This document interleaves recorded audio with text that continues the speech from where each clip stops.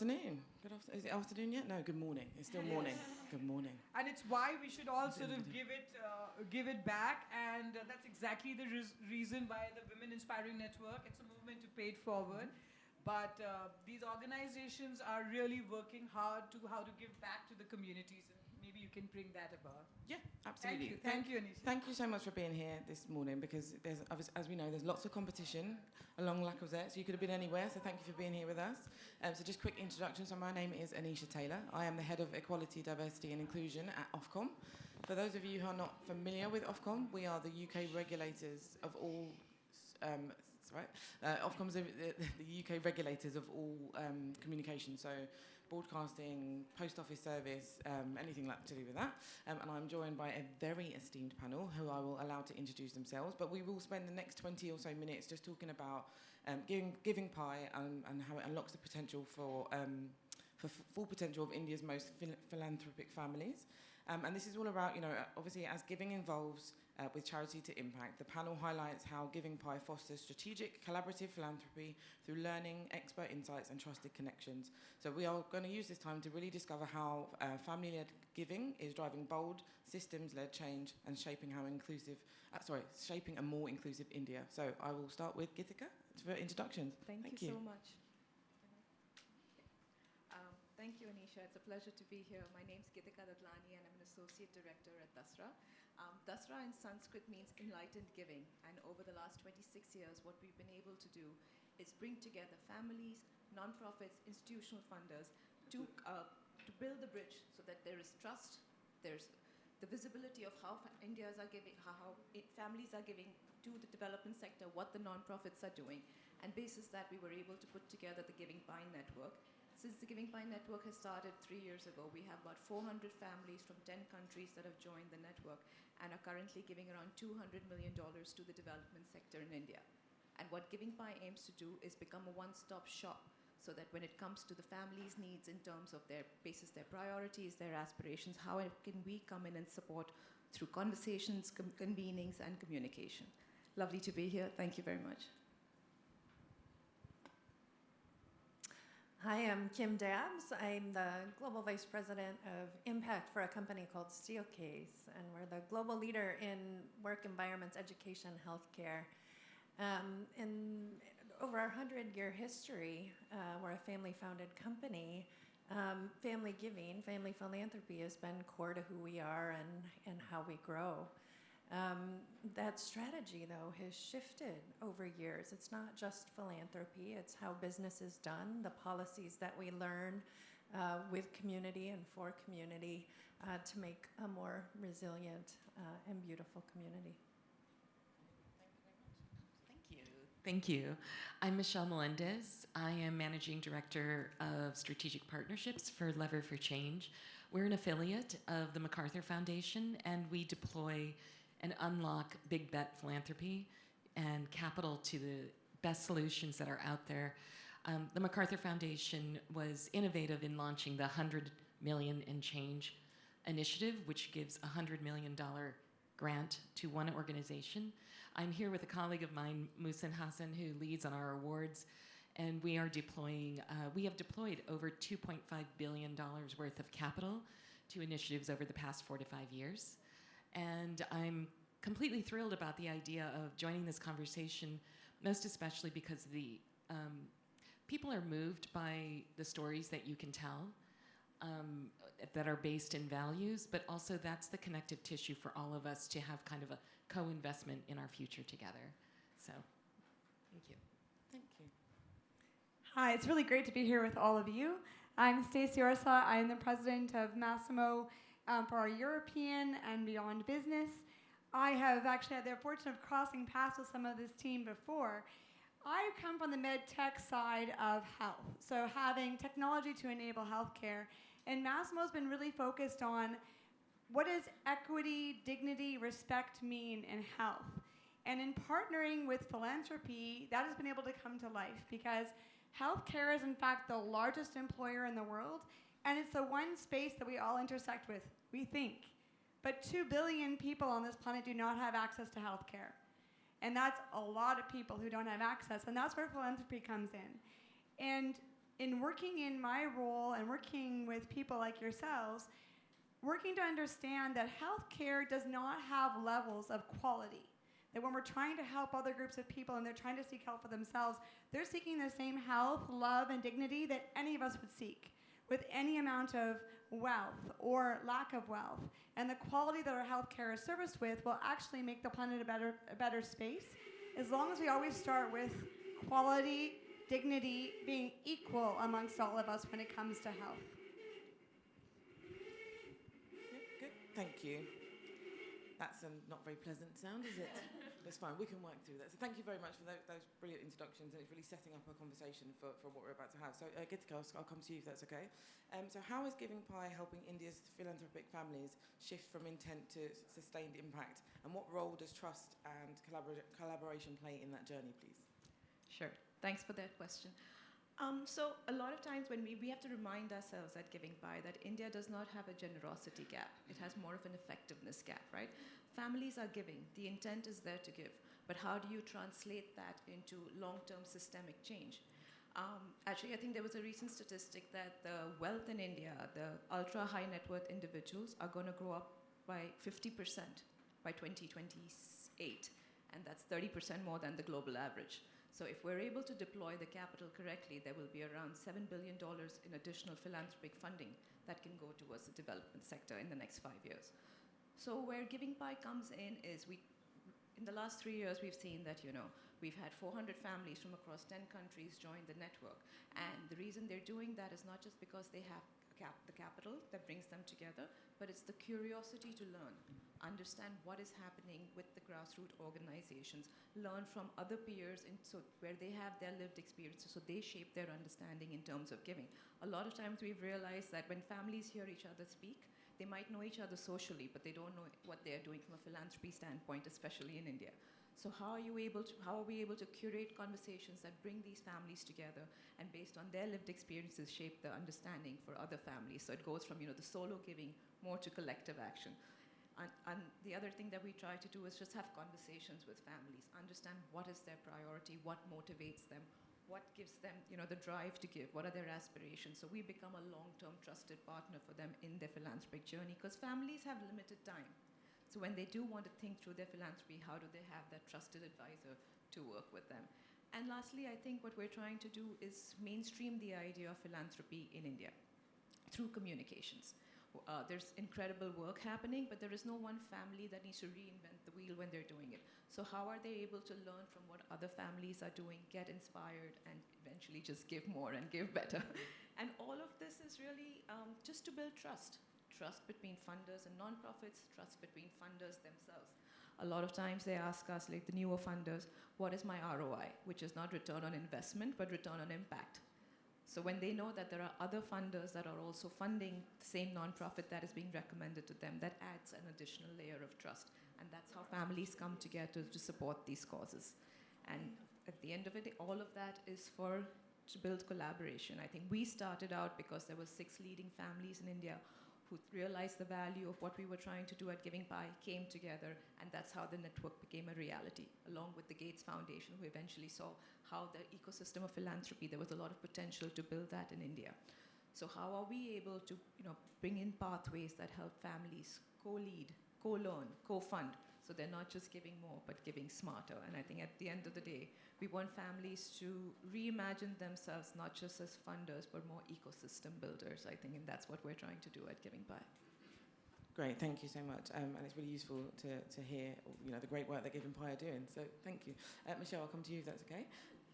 So how can we ensure inclusivity and sustainability flow seamlessly through global philanthropic work? Oh, that's a great question, and I also think we can't leave anybody out of the story and the narrative. And I loved what you were saying.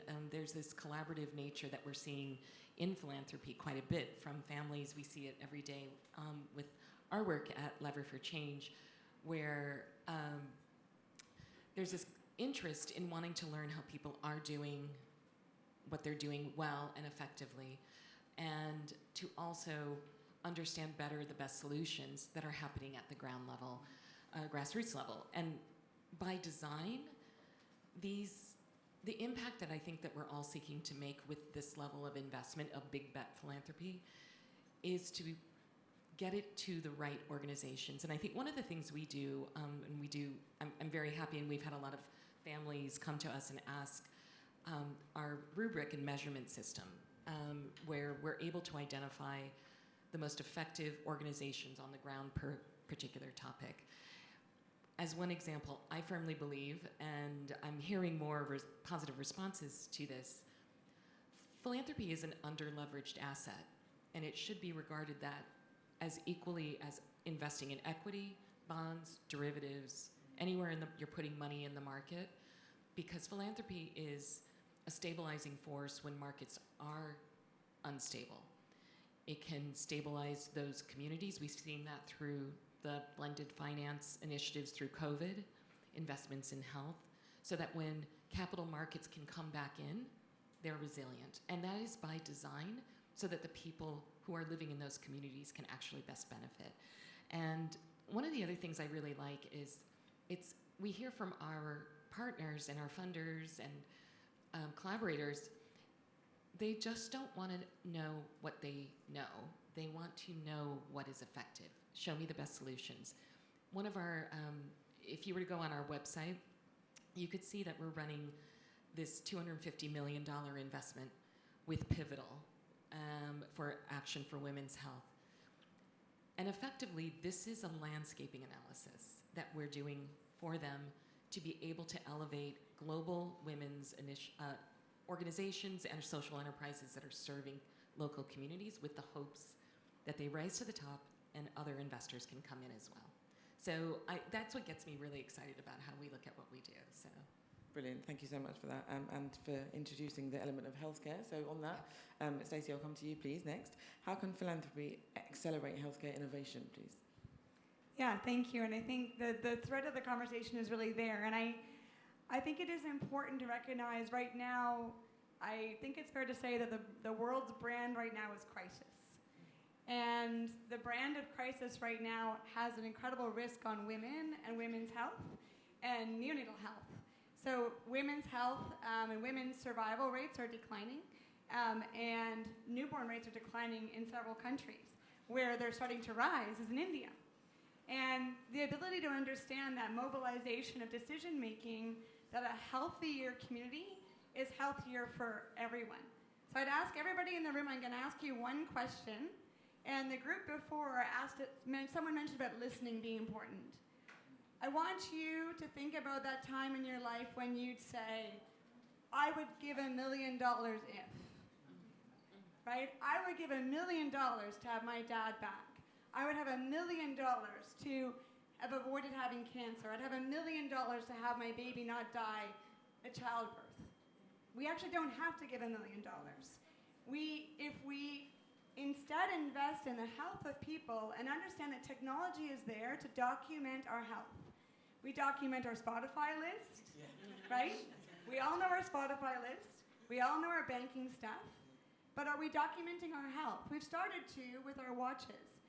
The people who do not have the money to invest in their health, they're not given that right.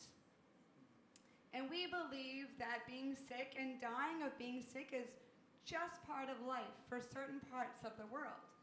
That's not true. Health is a right, not a privilege. And so thinking about investing in technologies that allow people to know their health data, have their health app, have their health data known, so when we seek care wherever we are in the world, imagine I'm in Kerala, I'm going on a great hike because Kerala is just like Switzerland where I live, and I fall sick. I want to go to the hospital in Kerala, who right now is raising and improving remote surveillance of newborn babies better than the US is right now. I want to be able to go in those hospitals and be well cared for there. Not because it's for me, because everyone in the community will be cared the same as I am. Thinking of technology as expensive, complicated, for the complex scientific environment, takes care of 5% of the world's population. And if we invest a couple of dollars to say, it actually makes sense to live a healthy life and have women be healthy because they take care of their family, then we will actually not need the $1 million to save our life when it comes to that crucial moment. Brilliant. Thank you, Stacey, and for highlighting that healthcare is a right, not a privilege. I love that. Thank you. Kim, I'll come to you, please, next. How can family philanthropy be a catalyst for connection across generations and communities? And also, it'd be good to hear a little bit about Steelcase at this point as well, please. I think it goes back to just the role of business in society. And so often we look at this as philanthropy, as after profit. And for me, the work that I do is within the corporate sector. It's within business, which is where so much of this needs to reside, this work. So much of the interventions that need to happen within the sector actually are partnerships with philanthropy. Because of the fact that if you can start to disrupt the systems at the root cause, understand what policies are creating inequitable outcomes, these are the things that can generationally disrupt that cycle of health equity, health access, all of the things that we're collectively working towards. So the work that we do is really working with community. The people closest to the issues are the ones with the solutions. We know that. And so through our inclusive design program, that was a great example of partnering with global nonprofit research organizations saying, hey, we know that in the workplace and in the world, this is an issue. In the workplace and education and healthcare, all of the markets that we serve, but we're not the ones that are gonna have the solution. So taking a community-based and community-first approach, designing with community, not for community, and as those insights start coming back into the business, shifting your own practices within the corporate sector to actually disrupt the cycles that created the issues in the first place. And I think these types of partnerships, these types of collaborations where business understands philanthropy as a partner, philanthropy is gonna be your design partner in this, if you authentically take those insights and make them actionable within your own policies and programs. Brilliant, thank you, Kim. And just one last question, and I'll put it out, and whoever wants to answer it. What does collective action look like in the form of philanthropy in solving India's development challenges? Any thoughts on that from the panel? So there is no one philanthropist that has enough, no matter how vast the resources, to be able to solve for any challenges in India. So I'll give you an example. We recently launched the Pride Fund, which is India's first collaborative led by families for the queer community. It brought London-based philanthropist Radhika Piramal, it was their brainchild, to bring domestic philanthropists like Nisa Godrej and Keshav Suri. And what it did was bring together, support 8 grassroots queer-led organizations with a capital of $200,000, and that's just in the starting year. It's not about the capital, the quantum, but how it was when families come together with a shared purpose, they can work in the most underserved sectors, underserved geographies, and impact the most grassroots organizations that are doing some incredible work, because we've realized the problems are solved by those closest to the ground. So if we're able to support them through this kind of capital, which is extremely flexible, which is long-term, that is how you will see impact that is extremely catalytic in nature. Brilliant. Any other thoughts? I'd just like to share one story. So some of the things that you said brought to mind about how I started in this space, which started in 2012 when former President Clinton brought us together with the Clinton Global Health Initiative. And he connected us with Raj Punjabi, who founded Last Mile Health and worked with Partners in Health. And what you said about listening to what are the needs on the ground. So as a technology company, we were ready to do a project on anemia and survival of maternal mortality. And they said, we need community health workers. Beyond the end of the road, can you fund 6? So when you talk about the $200,000, we funded 6 as $100,000. There are now tens of thousands of community health workers. We funded the first 6. And when the Ebola crisis happened and we were working on maternal health, what happened is the community where we were working, they took better care of themselves. They had less deaths because of Ebola because they had a community health circle. So listening to the needs and saying, that's great what you want to do, but this is what we can do, and what you said about bringing people around a table. Philanthropy and any effort can't help from one mind. But if everyone comes around the table and listens, then we can all respond as opposed to say, this is what I do, say, if that's what you need, this is what I can do. And to really then make a difference. And I would say, always start, because today's the right day, right? Tomorrow is another day.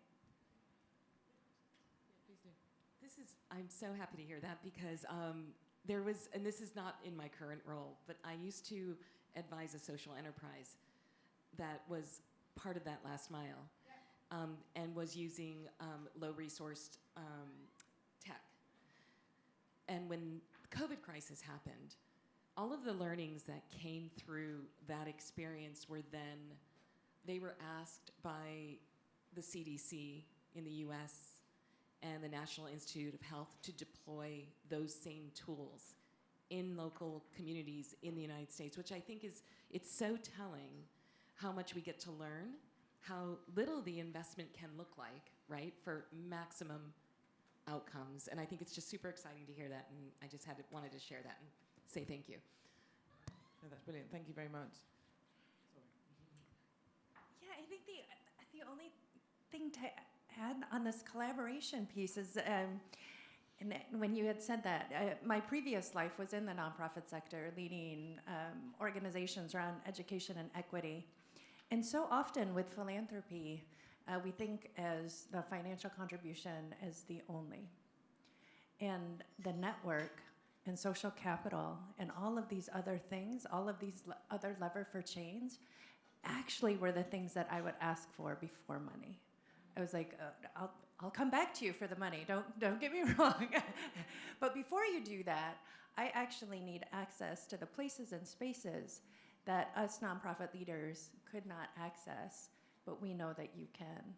And so often that narrative change around the brilliance of the communities where we live and work was also a shift. So the collaboration around philanthropy can really be about educating the boards, educating the philanthropists on the language, the narratives, and the lived experiences of so many people we serve every day. Great, thank you. I'm just going to throw it out there. Does anyone have any questions? Are there any questions from the audience? I've gone a bit rogue, I know that. Just wanted to give the opportunity. No? Okay, that's absolutely fine. Oh, we have one. Thanks. I don't know if there's a roving mic anywhere.